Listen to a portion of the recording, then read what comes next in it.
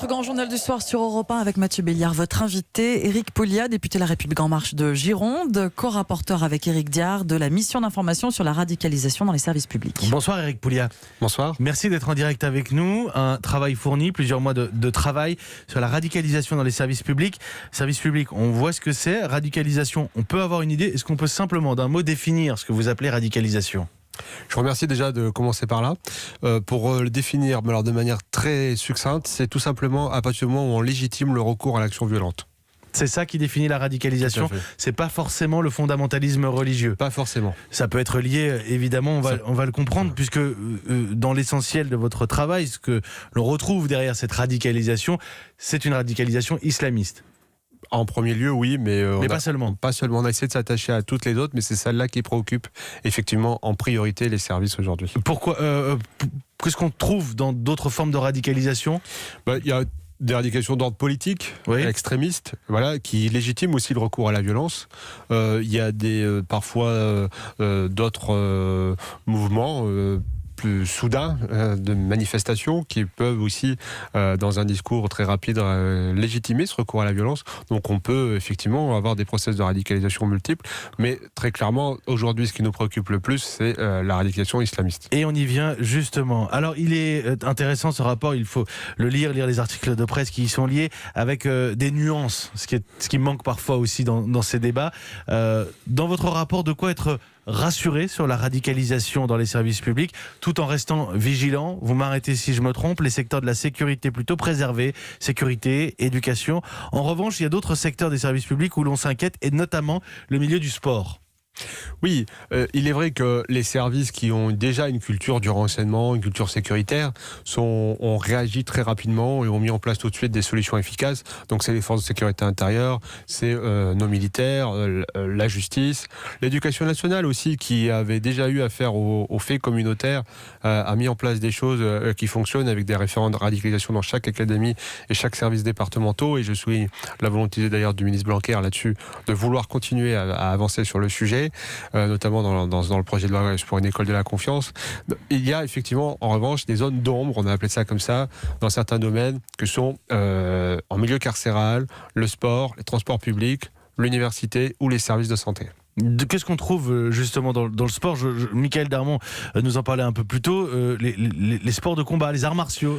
Voilà, le sport, il y a deux aspects en fait. Le premier, c'est qu'il y a un fait communautaire qui s'est développé, très clairement, mais encore une fois... C'est-à-dire qu'on va pratiquer du sport, mais avec seulement les membres d'une communauté. Voilà.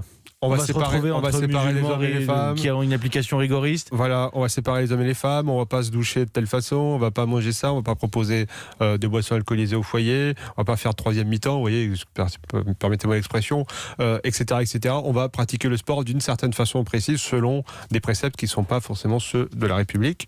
Donc ça, c'est une montée du communautarisme d'un côté, et d'un autre côté, vous avez des pratiques de développement coordonné, de sport, de combat, d'aguerrissement, de sport de contact pour faire de vous un combattant, quelqu'un qui est parce résistant. que pardon, mais quand on voit qu'il y a des failles sur le milieu du sport, alors peut-être qu'il faudrait là-dessus pousser les enquêtes sur ce que sont les éducateurs, c'est ça que ça veut dire. Tout à fait. On peut quand même s'inquiéter quand on est en train de dire à nos auditeurs, alors on remarque des soucis dans le milieu du sport, les arts martiaux et le tir. Là forcément, quand on pense à radicalisation et légitimation de l'action violente, il y a matière à s'inquiéter. Tout à fait, c'est quand on fait converger ces aspects, développement d'un fait communautaire, aguerrissement, pratique de certains sports de combat violents, on peut se dire bon, c'est pas fait pour forcément, c'est pas du sport de loisir, enfin c'est pas une pratique de loisir et c'est un peu dogmatisé. Voilà, donc on peut s'inquiéter. Alors effectivement, dans ces cas-là, il y a un suivi. Le problème du sport, c'est qu'il y a une multiplicité d'acteurs, collectivités territoriales, associations, ministères, fédérations. Donc il y a une multiplicité d'acteurs et une multiplicité d'intervenants, de divers financements. Qui font que finalement il est difficile de coordonner une action de renseignement efficace. Bon, vous avez évoqué le milieu carcéral, c'est important. Zone d'ombre également dans la santé. Oui. Là, pour deux aspects, une question culturelle. C'est vrai qu'il y a les services de santé, les personnels de soins ont l'habitude de gérer de manière collaborative en fait, et dans le secret médical les cas de leurs patients, pardon. Et donc, effectivement, ils n'ont pas une culture de transmission de l'information et surtout de remontée de renseignements personnels. Donc, il faut effectivement augmenter ça. Il y a aujourd'hui au sein des ARS des référents radicalisation, mais qui ne sont pas assez en contact avec notamment les établissements hospitaliers. Bon, la question des transports qui a peut-être même inspiré votre travail. On se rappelle de Sami Amimour qui était cité dans la dépêche AFP ce matin sur votre rapport, l'un des terroristes du Bataclan. Et je m'en souviens évidemment, qui avait été chauffeur de bus à la RATP. Voilà, qui n'était plus au moment de...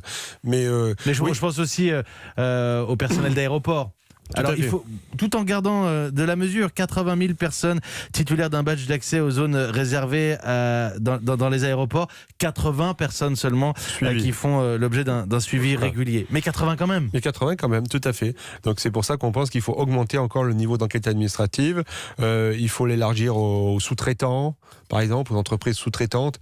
Il faut, moi je pense que l'enquête administrative n'est pas l'alpha et l'oméga, mais en tout cas c'est un bon outil, c'est un outil qui est reconnu aujourd'hui par les services qui l'emploient et qu'il faut continuer d'élargir. Et il n'est pas question de mettre un Big Brother ou de fliquer tout le monde là, maintenant, demain. L'enquête administrative, rappelons-le, c'est un service civil, indépendant, administratif, qui simplement croise plusieurs fichiers, consulte plusieurs fichiers à la fois et donne un avis de compatibilité ou d'incompatibilité avec une mission de service public. Élargir aux sous-traitants, je note bien ce que vous dites, notamment dans ce secteur des transports. À partir de là, Éric Pouliat, on en fait quoi? Votre rapport, il va caler une armoire, le gouvernement va s'en saisir, vous en attendez quoi comme mesure concrète? J'espère pas qu'il va caler une armoire.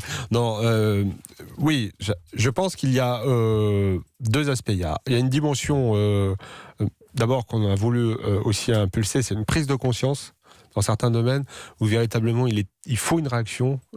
Elle n'est pas forcément du côté du gouvernement, elle est d'abord du côté des acteurs concernés. Mais il faut une vraie prise de conscience.